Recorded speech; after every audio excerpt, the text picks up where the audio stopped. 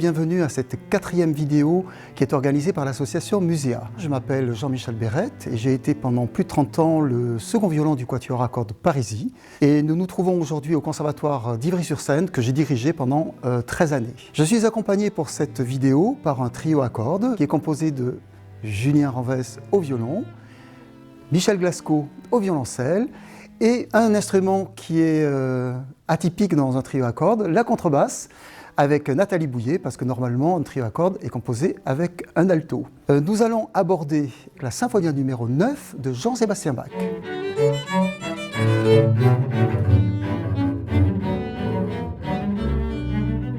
Le thème de cette 4e vidéo pédagogique portera sur le geste musical en musique de chambre.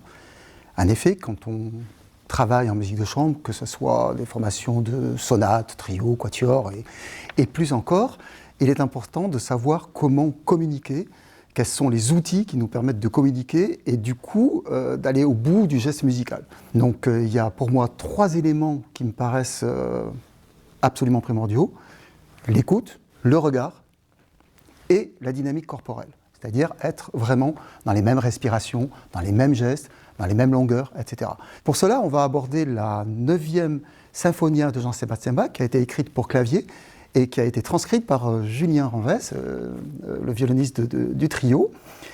Et je vous propose tout d'abord, pour que ça soit clair pour l'auditeur, d'identifier les 3 motifs de cette symphonia. Donc on va commencer par la descente chromatique qui est proposée par la contrebasse au début. Et le pianiste Edwin Fischer, le grand pianiste Edwin Fischer, dans sa partition, parle de la Passion du Christ. Et je trouve qu'on est vraiment dans cette démarche vraiment douloureuse. Tu peux nous proposer ce motif, Nathalie ?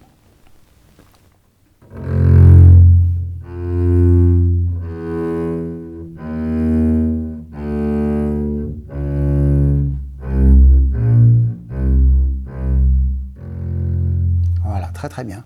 Le deuxième motif qui vient se greffer sur cette descente, Edwin Fischer parle d'une plainte émouvante. Et vraiment, on est vraiment dans cette démarche toujours de plaintif. Et donc là, c'est Michel qui va la proposer.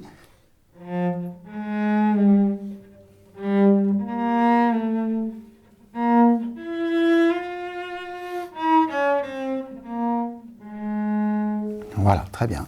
Et le troisième motif, c'est ce deuxième motif, mais qui est ornementé. Et là, pour le coup, c'est Nathalie à la contrebasse qui le propose en premier. Donc, je te propose de nous le faire écouter.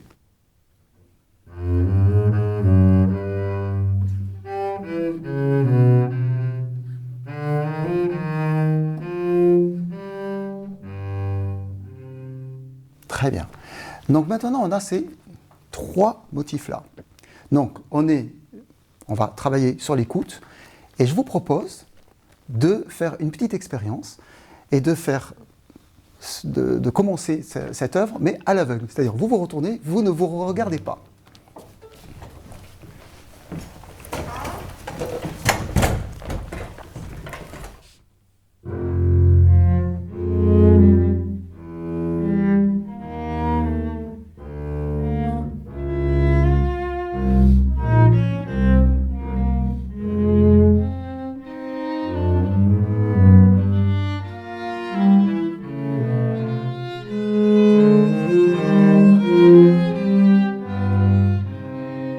Super, bravo.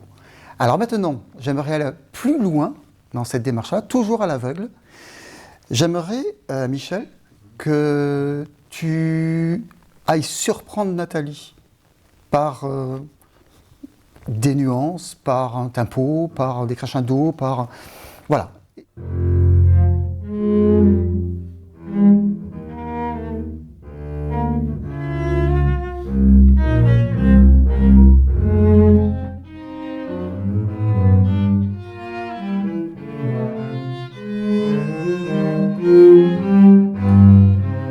Super.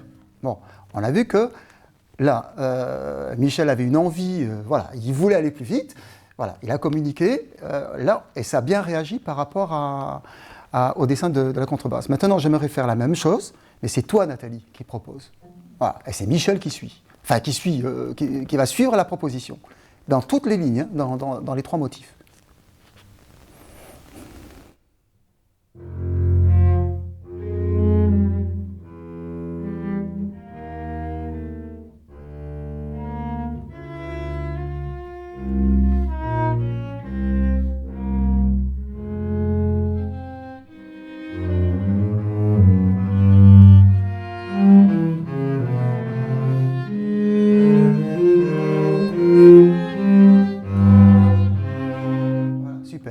Super, bravo. Donc on voit que là, l'oreille, elle marche à 1000%. Hein. On est obligé vraiment de s'occuper des autres parties.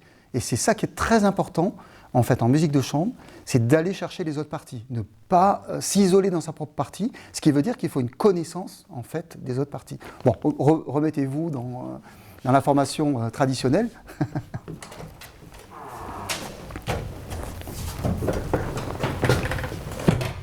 Et maintenant, on fait la même chose.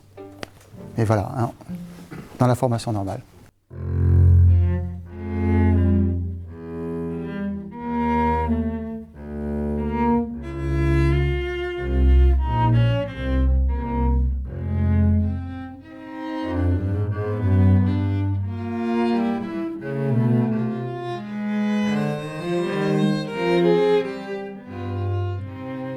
Voilà.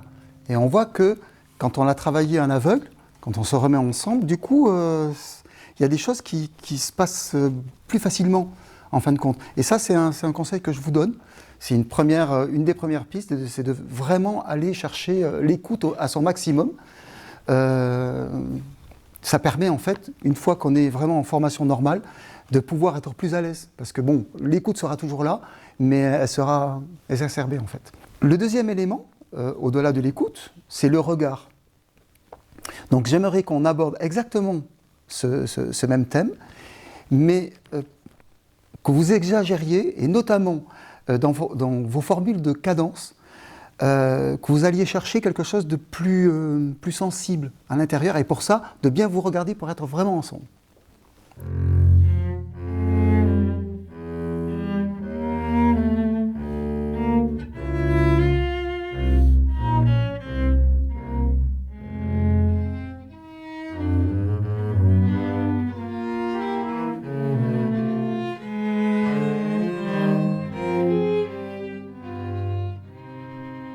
Là, ce qui est intéressant, c'est que par le regard, on arrive en fait à maîtriser en fait ces gestes de cadence, ces gestes de fin. Et ça, c'est très important. C'est vraiment un élément vraiment primordial par rapport à ça. Et ce qui est important, c'est de pouvoir réagir ensemble. Voilà. Donc là, on a vu par l'écoute, on a vu par le regard. Ce qui est important également, c'est par le geste. Voilà. Est-ce qu'on pourrait faire maintenant exactement la même chose, mais essayer de me surprendre, par exemple, sur des gestes de cadence qui sont en rupture, c'est-à-dire d'aller me chercher des nuances très basses, ou par des gestes de cadence qui sont plus affirmés. Enfin, à vous de trouver. Et là, c'est par votre gestique, vraiment.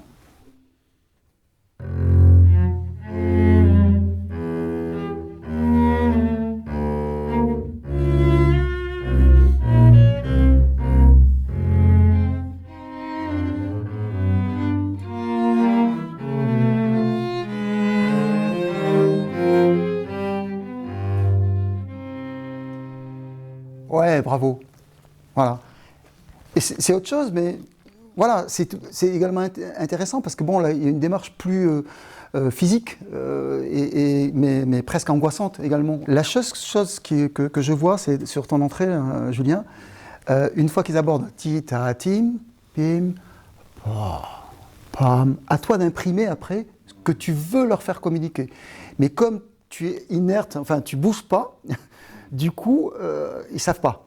Ti, ta, ti, tam, ti, pam, pi. Et là, du coup, tu es déjà dans le mouvement. Ne sois pas passif.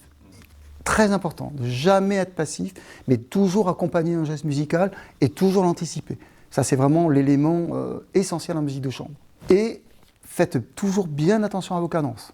Ti, ta, tam, pam, pa. Prenez le temps de poser, entre guillemets, évidemment, ces cadences de manière à soit bien identifiées et qu'on puisse bien redémarrer après. Ce que je vous propose, c'est maintenant de développer sur tout le morceau en exagérant. N'hésitez pas d'exagérer en fait votre démarche et surtout votre démarche corporelle. Ne restez pas figé. Ne restez pas figé.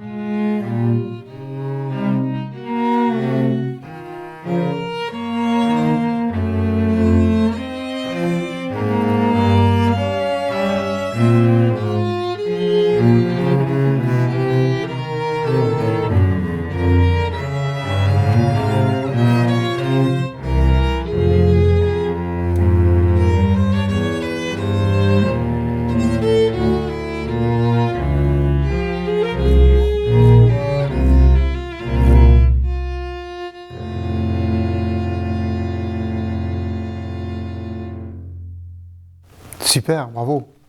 Bravo, parce qu'on voit que ça circule bien entre vous. Et on a bien vu, en fait, à la fois le regard, on a senti que l'écoute, elle était vraiment présente. Merci Julien, Nathalie et Michel pour votre participation à cette vidéo pédagogique. J'espère que tous les éléments que nous avons abordés dans le travail que nous avons effectué aujourd'hui vous permettront d'aborder la musique de chambre avec beaucoup de sérénité. À très bientôt.